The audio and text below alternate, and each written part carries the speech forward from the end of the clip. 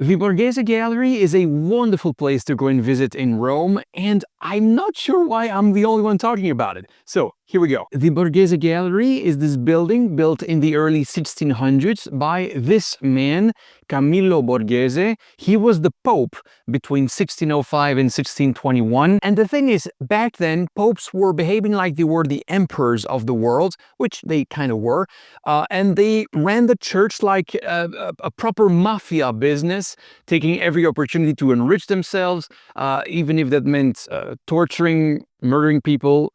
Nice. And since Camillo Borghese was into art, and he wanted to show off big time, he started gathering the most prestigious artworks from all over, most of it in a pretty shady way, as you can imagine. Some of these statues are from the Greek and Roman era, so 2,000 years old or more, but the majority are from the Baroque era, so the 1600s. And that right here is great, because that allows you to see how ancient Greek sculptures would have looked like just after they were made. Because yeah, the Baroque era was all about replicating antiquity with the same material and same techniques. And so while the ancient Greek sculptures you see in Athens have been eroded, very eroded over time, losing most of their details, well, here at the Borghese Gallery, all the details are still present because the statues are only 500 years old and not 2,000.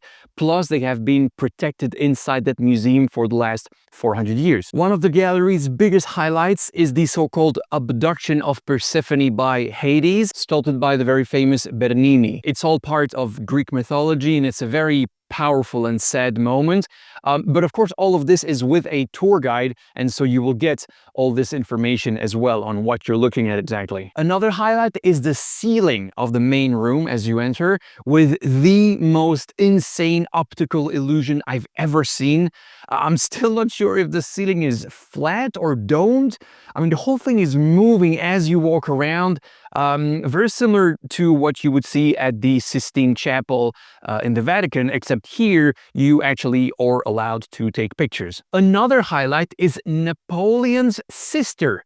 Because yeah, this is her. She actually married into the Borghese family in the early 1800s, and so a statue of her was added to the collection. Pretty cheeky. And generally on this tour you'll hear tons of little fun facts.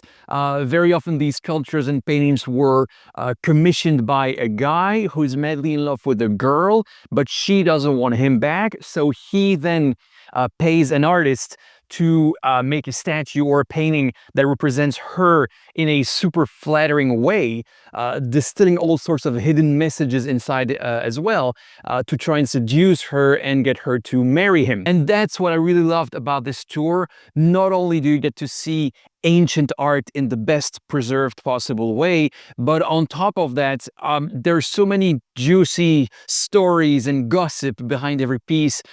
Some of it really funny, some of it more on the gruesome side, because don't forget, the Pope who gathered all of this was behaving like the Godfather, so there are some pretty awful stories as well. Another huge highlight are the paintings of Caravaggio, one of the most iconic and famous painters of the Baroque era. He's considered to be the best ever at bringing raw human emotion to everyday subjects, making them feel much more real and alive than any other painter back then. And then the absolute highlight, at least for me, is the Apollo and Daphne sculpture by Bernini once more. This also comes out of Greek mythology. Apollo is madly in love with Daphne, but she doesn't want him back. So one day he decides to chase her, basically to assault her, and she decides it's best to turn into a laurel tree forever in order to escape him.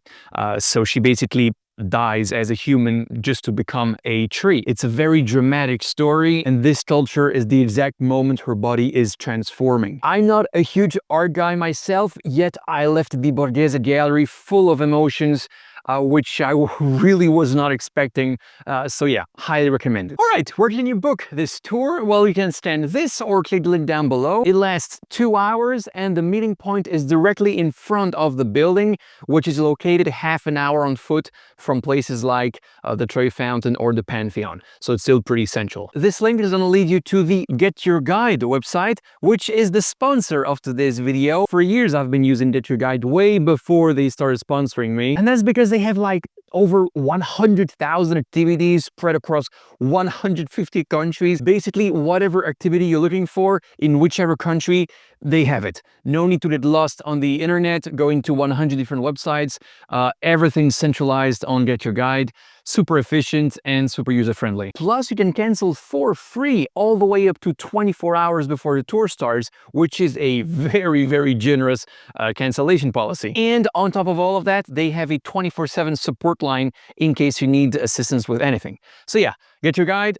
I'm a big fan. Thanks for the support. All right, I'm going to leave you with videos of the 3 other must-do tours in Rome: the Colosseum, the Vatican, and the best food tour I've ever been on. I've been to a lot in Greece, and this was absolutely amazing. Definitely check it out. And there you go. That's it for today. Hope you liked it. See you in this one. Bye.